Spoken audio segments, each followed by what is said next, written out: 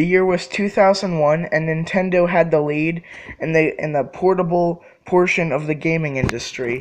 Every other company, in terms of taking a console with you and playing it, was jealous of it.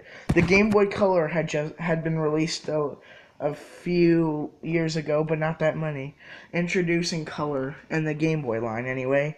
Other systems had color, but this was the first really memorable and successful one. There were a couple complaints about this, however.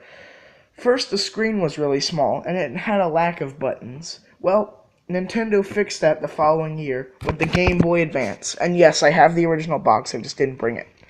Was the Nintendo Game Boy Advance 2001. It had new shoulder buttons, an improved stereo speaker, volume control, headphone jack, and, let's not forget, wider screen, and it was also in color.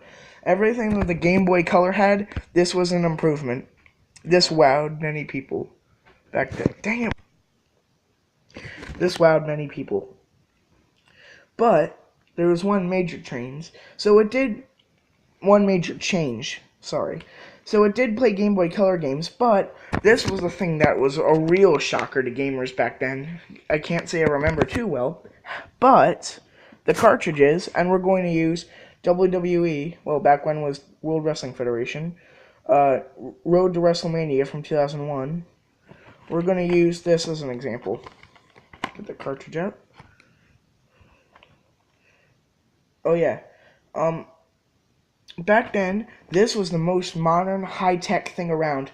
You know the Wii U? You know how it was laid out, where you were looking at a screen handheld, but there was also a screen on the TV? This is a Wii U's modern console. So you know how, like, you can look at portable thing, but there's also a thing on the TV? Well, it acted that way with the GameCube. You had two Nintendo Game Boy Advances plugged into the GameCube, and there were 3 screens. 2 for the Game Boy Advance and 1 on the TV. It was epic. But the cartridges were mind-blowing. How could someone fit that kind of data in this tiny little thing?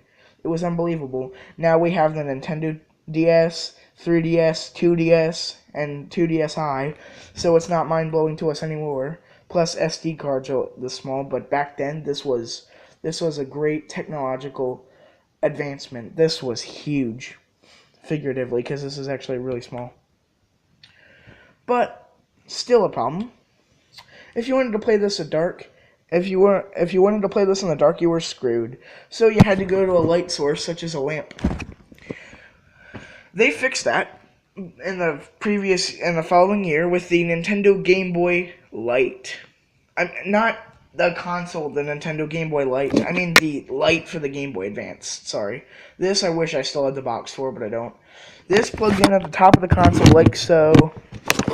Right here. And this thing wasn't even a battery hog. This thing only took 2 AA batteries, so Nintendo was showering in their money, and everybody else was like, that wasn't portable, was jealous. The PlayStation, however, and the PlayStation 2, those were big. Plus the original Xbox. I mean, but this is portable gaming, back when things were retro. Now this light, it wasn't exactly a backlight, but it was definitely a start. Some consoles of the Game Boy did have backlight, but this was way better than those because of the other features it brought that no other console portable had yet. Just listen to the music. You think we're going to play the whole game on this? It's impossible. I'll get back to you on that later.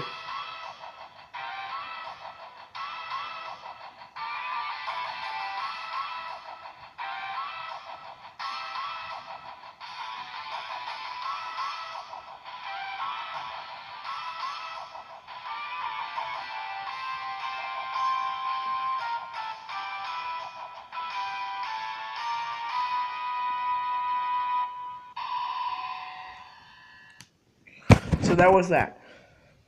In 2004, and not 2005, 2005 was the last installment of the Game Boy by Nintendo, where they had the Game Boy Micro, smaller, more portable system, had a backlight, and the same widescreen, just smaller.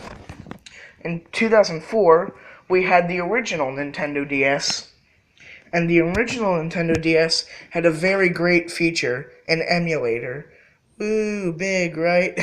Well, at the time, it emulated Only Game Boy Advance games, not Game Boy Color or any other earlier Game Boy system. Just Game Boy Advance. And yeah, Game Boy Micro played Game Boy Advance games. So we're just going to take out our Nintendo DS Lite here, which was the original Nintendo DS. You can see why they call it Lite, can't you? Yeah. So if we open this thing up, it has a slot at the bottom where you can take a small little black cartridge out. Smaller than the Game Boy Advance games. Down here at the bottom, where you can actually insert Game Boy Advance games to play them without the backlight. I mean, to play them without the light, you had a backlight in it, of course it was a Nintendo DS. You inserted it, and it emulated it perfectly. It was unbelievable. Now, it's just nothing. I used the Nintendo DS only for that. The original Nintendo DS, I have more modern systems now. Well, it's still not nothing. It's still great. But with this, you had graphics, and the graphics were way bolder. Now, unfortunately, you couldn't use the other buttons. You could only use the ones that were programmed. The control pad, start and select, the shoulder buttons, and B and A only. But thank Nintendo for shoulder buttons, huh? Start GBA game. Everything is bolder and more neon, and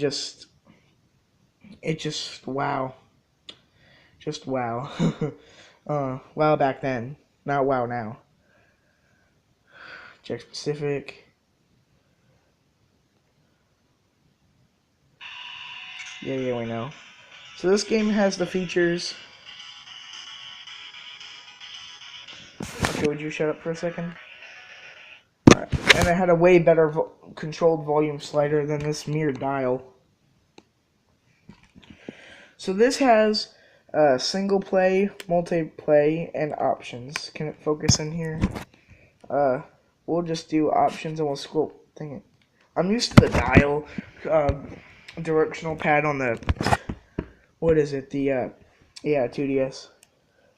So the options, you could change all these. There we go. Thanks for focusing in there, buddy. And multiplayer play. Multiplayer wasn't very common back then, except for using the game via GameCube, so that was also good. For portable, I mean, all the non-portable consoles had multiplayer play, or they were doomed in the industry. Still the case today, really, except for the Wii. Actually, Wii's multiplayer. What am I talking about? Yeah, you're multiplayer over there. Alright, so the match types, it had a wide variety for back then, which was very impressive. First successful WWE game, really, like, for portable. Season, Gauntlet, Exhibition, King of the Ring, Iron Man match, Royal Rumble, and pay-per-view. We're gonna do a season. It did not save data. You had to write down passwords on a piece of paper. That was until, I want to say, maybe I don't want to say. Yeah, maybe I don't want to say. You can just comment if you know that information. So season was the story mode. Gauntlet was, I don't know what we're just going to do. An exhibition. And you can change the type of match. Change the arena to all of these. So it was a 2001 game. And you can change even the rules if you would like to have a wild, crazy demolition of bodies in the ring. So I make it sound like World War II, don't I? Or a Call of Duty game, which, you know, Call of Duty 2 and Call of Duty 3 were World War II. I don't know about the original Call of Duty. No, just 2 and 3. We're just going to have it on standardized settings, even though that'll be pretty boring. But I'm just going to show it off. So we could do CPU or one player, and if you had other people near you with, like, link cables or on the GameCube, the actual GameCube, not the Wii emulator. You could, play multiplayer. Up to 4 people. It was insane at the time. So we're just going to show you the superstars, and their pictures are actually still good, like, even for today's console, their pictures are epic. Stone Cold Steve Austin, The Rock, Triple H, Undertaker, Kurt Angle, Kane, Chris Jericho, Chris Benoit. Chris Benoit, you were a good wrestler, but you murdered your family and hung yourself. Chris Benoit did this. That's why I don't like him. Billy Gunn, Rikishi. Billy Gunn was just on WWE recently. On Raw, Rikishi, Edge, Christian, Bubba Ray Dudley, Devon Dudley, Jeff Hardy. They were also on. Matt Hardy, Bradshaw, Farouk, Eddie Guerrero, Raven, Taz, Hardcore Holly, X-Pac, William Regal. Yeah, you had your 24 superstars there. Very wide selection. You could even go outside, and the crowd signs were very readable. And you had even fellow WWE superstars in the crowds watching. There was a whole crowd. You could go outside the ring. First time you could do that in a WWE game. That's what made all these things really successful. And Nintendo Game Boys are mostly memorable for Pokemon, the original Pokemons. And recently what I discovered today is that you actually have you have a pamphlet that was printed in Japan. I guess you have a magazine subscription, subscribe and receive a free issue of Nintendo Power Advance. That probably is no good anymore. I don't know. This is printed in Japan. I'm not sure exactly what it is. It's some pamphlet about the Road to WrestleMania game. And then under that, you actually have the instructions manual, which is way smaller, for it. So you had that. That was pretty cool.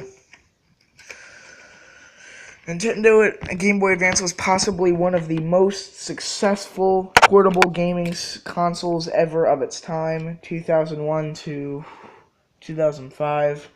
Rest in peace, my friend.